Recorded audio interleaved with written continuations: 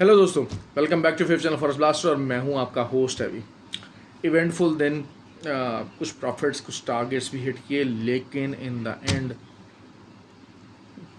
हमारा जो मामला था वो काफ़ी गड़बड़ रहा। उसकी क्या रीज़न्स थी, क्या वजूहत थी, वो भी डिस्कस कर लेते हैं। ऑल्दो के स्टार्ट ऑफ द डे जो चीज़ें जिस तरह से प्रेडिक्ट की गई थी वीडियो के अंदर वैसे ही चली, लेकिन क्या चेंजेस आई, क्या रीज़न हो सकता है, उसको हम डिस्कस करते हैं। फ्री व्हाट्सएप ग्रुप के अंदर भी डिस्कशन काफ़ी जारी रही, लेकिन असल चीज़ ये होती है कि ठीक है, मार्केट है, मार्केट के अंदर इट ऑलवेज हैपन्स कि आपको अक्सर दिन होंगे जो कि आपके अगेंस्ट जाएंगे। There will be days, always there will be days. तो फ्री व्हाट्सएप ग्रुप के अंदर भी हम यही बात करते रहे और सारा टाइम ये मामला डिस्कस होते रहे। अब फ्री व्हाट्सएप ग्रुप खैर ज्वाइन करने का आपको तरीका बताता चला हूँ कि इट्स टोटली फ्री, 100% फ्री है। खाली सिग्नल बेस्ड ग्रुप नहीं है, ब्रॉडकास्ट बेस्ड ग्रुप नहीं है, लर्निंग बेस्ड ग्रुप है। अपने सवाल पूछ सकते हैं, चीज़ों को जान सकते हैं, लर्न कर सकते हैं। करने के लिए आपको करना क्या है, वीडियो के डिस्क्रिप्शन लिंक में दिया हुआ ऑक्टाफैक्स और एक्सनेक्स का आईबी लिंक और व्हाट्सएप नंबर, तो वहाँ पर आप रब्ता करके उधर से जो है वो अकाउंट बना सकते हैं। एक्टिव ट्रेडर्स अलाउड है ग्रुप के अंदर। और उसके अलावा अगर आप ऑलरेडी ऑक्टाफैक्स और एक्सनेक्स ही यूज़ कर रहे हैं तो फिर आप आईबी चेंज कर सकते हैं लाइव चैट के ऊपर जाके, and you can be the part of that beautiful and a very strong community. क्योंकि ज़ाहिर बात है, देखें, जब इस तरह का टाइम होता है कि जिसमें चीज़ें जो है ना वो आपके मतलब के मुताबिक नहीं जा रही होती हैं, तो आपको अक्सर जो है ना वो कम्युनिटी की सपोर्ट की ज़रूरत पड़ती है। और वहाँ पर they are the people who are very supportive, और उसमें फिर ज़ाहिर बात है कि डिफरेंट आइडियाज़ व्यूज़ आ जाते हैं, चीज़ों को डिफरेंट तरीके से देखा जाता है। अच्छा, खैर, गोल्ड की सबसे पहले बात करेंगे। जो इनिशियल प्रोडिक्शन थी कल की वीडियो के अंदर रिगार्डिंग गोल्ड के, जी गोल्ड का नीचे विक जा सकता है up to the level of 48 से 52 तक, एग्जैक्टली वैसे ही हुआ। ऊपर TP1 बताया गया था 1970, 1971, 1970.56 और 60 तक जो है वो मार्केट गई, कुछ में और ऊपर तक भी गई। लेकिन और TP2 था 1984, लेकिन वही हुआ कि TP1 के ऊपर ही जो रिजेक्शन आ गई। अच्छा, अब इसमें यही बात है कि मैं अक्सर ये बात कहता हूँ कि हाँ, आपको TP1 भी बड़ा अच्छा मिला, तगड़ा मिला, बहुत सारे लोगों ने नीचे बाय ऑर्डर्स लगाए हुए थे। अब असल चीज़ मसला यही है कि लोगों ने जब देखा कि और डाटा जो है वो आया जिस तरीके से वीडियो के अंदर प्रेडिक्ट किया गया था कि data will be bearish for the DXY, तो DXY तो बेरिश हुआ। अब DXY के अगेंस्ट जितने भी पेयर से, पर्टिकुलरली GBP, अब GBP किस वजह से एक्स्ट्रा बुलिश रहा उसकी भी मैं आपको वजह बताऊंगा। बाकी लेकिन ये हुआ कि जो येन था, for no reason I don't know, कि बेसिकली होता क्या है कि अक्सर जब टी बॉन्ड यील्ड्स जो होती है ना वो स्ट्रेंथ पकड़ती है ना, तो येन के ऊपर भी उसका बहुत बुरा इम्पैक्ट पड़ता है। गोल्ड के ऊपर तो पड़ता ही पड़ता है, लेकिन येन के ऊपर बहुत ज़्यादा पड़ता है। तो उस वजह से काफ़ी ज़्यादा मामला जो है ना वो येन का ख़राब रहा। और पर्टिकुलरली जो हमारी ट्रेड जो बिगड़ी वो बिगड़ी GBP JPY की। उसमें रीज़न क्या थी, आपके जो बेली साहब थे उनकी जो वर्बल गोलाबारी और उनकी जो स्पीच थी ना, और उसने काफ़ी ज़्यादा GBP को स्ट्रेंथ बख्शी। और येन वैसे ही डूब रहा था। अभी देखें कि येन वॉज सो वीक कि जो US डॉलर के अगेंस्ट जितने भी पेयर्स थे, चाहे वो कनाडा वर्सेस US था, यूरो वर्सेस US था, GBP वर्सेस US था, everybody got strength, every pair got strength, लेकिन स्ट्रेंथ नहीं पकड़ी तो जापानीज़ येन ने नहीं पकड़ी, और USD JPY दोबारा 140 के ऊपर क्लोज हो गया। तो हर तरफ से जो है ना एक मिक्स मार्केट की आवाज़ रही, और उसके पीछे बहुत सारे फंडामेंटल रीज़न थे। लेकिन गोल्ड जो था हमारा इनिशियल जो वो थी वो पूरा करने के बाद, साथ साथ मैंने आपको इसके साथ एक राइडर अटैच किया था मेरे फ्री व्हाट्सएप ग्रुप के अंदर। बहुत सारे लोग ये बहुत ज़्यादा यूज़ करते हैं। वो था कि अगेंस्ट द सेंटीमेंट, अब 71 के से रिजेक्शन हुई। It was a very brutal rejection actually, और एक्सपेक्टेड नहीं था कि इतनी ज़्यादा रिजेक्शन नीचे जाएगी। हाँ, आई वॉज स्टिल एक्सपेक्टिंग कि हाँ शायद 48 से बाहर निकल सकती है, लेकिन मार्केट 39 तक निकल गई। और जो है वो उसमें एसएल वगैरह भी हमारे थोड़े से हिट हुए। लेकिन असल चीज़ गलती क्या होती है कि बहुत सारे लोग, जहाँ के मैं आपको 71 का TP बता रहा हूँ, तो द पीपल वर देयर जो कि 65 और 64 से बाइंग में बैठे हुए थे। और मैं हमेशा बात करता हूँ कि एटलीस्ट यार 100 पिप्स का गैप तो दिया करें। अब मैं 100 पिप्स के प्रॉफिट की बात करता हूँ कि 100 पिप्स का टीपी नहीं छोड़ना चाहिए। अब जिनका उस न्यूज़ के टाइम पे, देखिए न्यूज़ की प्रोडिक्शन हमारी बिल्कुल ठीक थी, जिस तरह से हम न्यूज़ एक्सपेक्ट कर रहे थे रिगार्डिंग द CPI डाटा, वही डाटा आया। और ये बताया था वीडियो के अंदर कि जी DXY वीक होगा तो ऑयल की प्राइसेस ऊपर जा सकती हैं, एग्जैक्टली वही हुआ। नैस्डैक का कहा था जी ऊपर के लेवल्स देख रहा है, अभी इतना इसकी रिजेक्शन नहीं बनी है, रिजेक्शन का कोई सीन नहीं है, वो वही अपना उस फ्लो को कंटिन्यू किया हुआ है। तो वो चीज़ें सही रहीं, लेकिन ये कि फॉर नो रीज़न जो है वो बेसिकली जो टी बॉन्ड GLC उनकी प्राइसेस थोड़ी सी, उनका जो इंटरेस्ट रेट था वो इंक्रीज़ होता रहा। 52 वीक जो ऑक्शन था उसका नोट ऑक्शन था, उसमें भी इंटरेस्ट रेट इंक्रीज़ हुआ। तो अब इन चीज़ों से क्या प्रज्यूम किया जा सकता है? अब क्योंकि कल एक बहुत इंपॉर्टेंट दिन है, कल FOMC की मीटिंग है, सब कुछ। अच्छा, सबसे पहले बात कर लेते हैं GBP की। GBP जो है वो वही मैंने आपको कहा था कि जी ये 1.26 तक जाएगा, क्योंकि ज़रिए DXY आई वॉज एक्सपेक्टिंग कि US dollar should get weak, कि US डॉलर इस डाटा के बाद वीक होगा, और वो वीक हुआ। और GBP ने एक अच्छी तगड़ी जो है वो क्लोजिंग दी। क्यों? क्योंकि साथ उसकी जो बेली की स्पीच थी वो भी ऐड हो गई। लेकिन लेकिन लेकिन कल जो GBP का बहुत सारा डाटा और बहुत इंपॉर्टेंट डाटा एक्सपेक्टेड है, और बहुत हाई इम्पैक्ट डाटा एक्सपेक्टेड है, तो उसको अगर हम टेक्निकल टर्म के साथ देखते हैं और फंडामेंटल पॉइंट से देखते हैं, तो मेरे हिसाब से GBP को नीचे आना चाहिए, GBP को वीक होना चाहिए।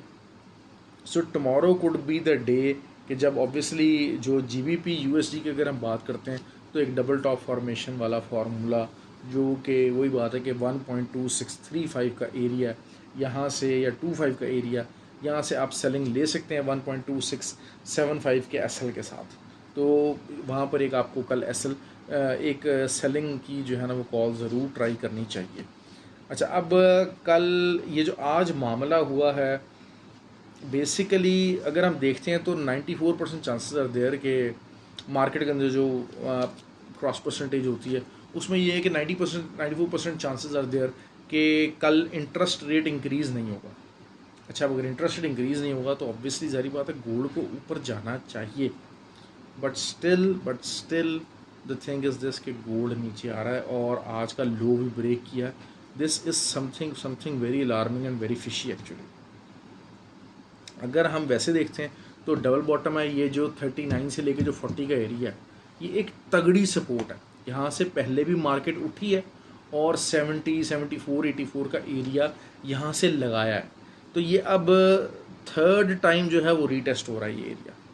तो यहाँ से अगर बाय निकलती है, ऑब्वियसली ये है कि बाय निकल सकती है, क्योंकि मैं अगर फंडामेंटली देखता हूँ, देखें हमें जो कंसेंसस है हमें इनिशियली उसके साथ ही जाना पड़ेगा। और CPI डाटा भी जो है वो यही कह रहा है कि there is not a much need for a higher interest rate, तो वो उसको बैक कर रही है। तो अब वही बात है कि यहाँ से फिर एक बाय निकलनी चाहिए, अच्छी तगड़ी बाय निकलनी चाहिए, चाहे जो मर्ज़ी हो जाए। मेरे हिसाब से 1936 से लेके 1942 का एरिया, ये एक बाय का एरिया बनता है। 65 तक का TP होना चाहिए। और अगर इंटरेस्ट रेट FOMC का इंटरेस्ट रेट का डिसीजन देखें, वो इंटरेस्ट रेट का डिसीजन आना 11 बजे, लेकिन उससे पहले ही मार्केट जेल्ड इन हो चुकी होनी चाहिए। तो this is a good buying area. आप इसको, हाँ, अनलेस एंड अनटिल कि वही चीज़ है कि 32 से नीचे ही कोई मॉर्निंग के अंदर को मामला चला जाता है और एज 4 को ओपन एंड क्लोज 34 से नीचे हो जाती है, तो फिर आप बाइंग नहीं देखेंगे। क्योंकि मैं बहरहाल अभी फंडामेंटली जो चीज़ें हैं उसको बाइंग की तरफ देखता हूँ कि अब अगर कल का एक दिन गुजर जाता है तो फिर fundamentally there is no thing, कोई ऐसी मौजूद नहीं है चीज़ जो कि गोल्ड को बेरिश करे। फंडामेंटल न्यूज़ के साथ कोई ऐसी बेरिश करने की बात नहीं है, अनलेस अनटिल कि कल इंटरेस्ट रेट इंक्रीज़ होता है। हाँ, कल स्पीच में ये ज़रूर कहा जा सकता है कि हम बहुत लॉन्ग टर्म तक जो है वो इंटरेस्ट रेट चेंज नहीं करेंगे और हम जुलाई में ऐसे कर देंगे वैसे कर देंगे। मेरा तो ख्याल यही है कि जुलाई और जून दोनों के अंदर इंटरेस्ट रेट चेंज नहीं होना चाहिए। मैं इस तरफ ज़्यादा इंक्लाइंड हो रहा हूँ। तो ये हो गई बात। अब ये चीज़ें हम लोग काफ़ी डिस्कस करते रहते हैं। अच्छा, दूसरा ये कि GBP की बात करते हैं तो GBP को मैं, क्योंकि कल काफ़ी डाटा मौजूद है, मिक्स डाटा आ सकता है और उसमें फिर ये कि वीकनेस के चांसेस हैं। और बहरहाल JPY ने बड़ा ही तंग किया और आज बेली के ऊपर बड़ा गुस्सा आया कि लफ्ज़ी गोलाबारी करके तो जो है ना वो GBP को बिला वजह ही अच्छा खासा बुलिश करके, ऑल्दो के जो है वो US डॉलर के अगेंस्ट वो बुलिश होना चाहिए था, लेकिन ये कि GBP USD JPY excellent excellent excellent जगह के ऊपर मौजूद है फॉर द सेलिंग। आपने देखें, आपने इसको एज थोड़ी सी हिम्मत खानी अपॉर्चुनिटी दिखानी है। ठीक है, JPY थोड़ा सा लूज हुआ है, अब जारी बात है अगर इंटरेस्ट रेट कल इंक्रीज़ नहीं होगा, डॉलर की प्राइस भी नीचे जाएगी, DXY भी वीक होगा, और उसके अलावा जो टी बॉन्ड यील्ड्स हैं वो भी वीक होंगी। तो दोनों तरफ से एक जो बूस्टर है वो मिलेगा JPY को अगेंस्ट द US डॉलर। तो it's a very very good area, आप ऊपर का एसएल दे के अच्छा इसको सेलिंग कर सकते हैं और अच्छी सेलिंग इसको होल्ड कर सकते हैं आपको, ये मैं आपको बात बता दूं, और फॉर द लॉन्ग टाइम थोड़ा कर भी सकते हैं इसको, क्योंकि मेरे नज़दीक शायद अगर कल इंटरेस्ट रेट इंक्रीज़ नहीं करता तो DXY शायद दोबारा से 101 का एरिया रीटेस्ट करने के लिए भी जो है वो सिचुएशन बना ले। तो ये चीज़ होगी मार्केट के अंदर। यूरो का मैंने कहा था बहुत ज़्यादा मूवमेंट नहीं आएगी, यूरो भी वही बात है 1.08 इज़ अ बिग हर्डल। 1.08 के अगर ऊपर कोई हाफ एन आवर कैंडल जो है वो ओपनर क्लोज होती हैं, एक दो कैंडल्स होती हैं, तो फिर आप को बाय साइड के ऊपर देखना, और ऑब्वियसली 109.5 का एरिया बाइंग साइड का है।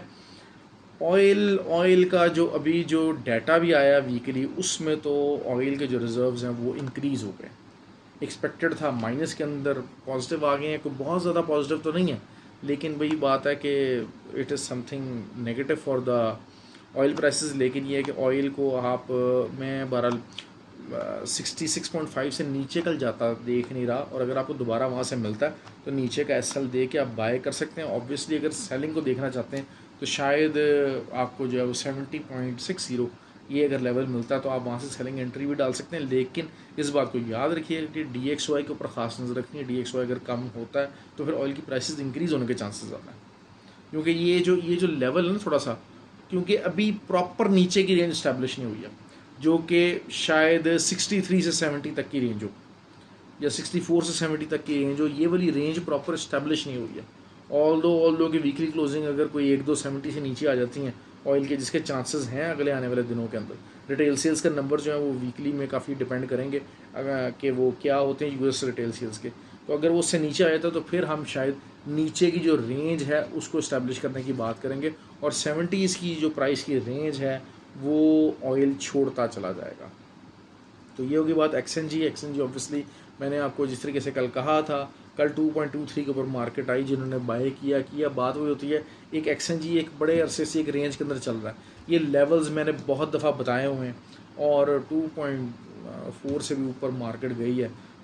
तो स्लो पेयर्स हैं, मैं ये बात करता हूँ कि करेंसी के बजाय शायद जो एक्सएनजी का जो पेयर है it is much more significant and much better than this जो करेंसी पेयर्स, क्योंकि ये चीज़ें ये ज़्यादा आपको अच्छा एक रेंज में फंसा हुआ है और ज़्यादा पुरसकून किस्म की जो है ना ट्रेड एक्सएनजी का पेयर दे देता है, और ज़्यादा कोई हैसल भी नहीं होती, और बहुत ज़्यादा आपको लंबा होल्ड छोड़ भी नहीं करना पड़ता। इवेंचुअली वो उधर से बाहर आ जाता है उस लूप होल के साथ। क्योंकि एक स्टैगनेंट डिमांड चल रही है, ऑल्दो कि जितनी गर्मी है, लेकिन but the summers have started in the Europe, लेकिन एक प्राइस की जो रेंज है वो 2.2 और 2 से नीचे जो है वो मामला जाने का नहीं है।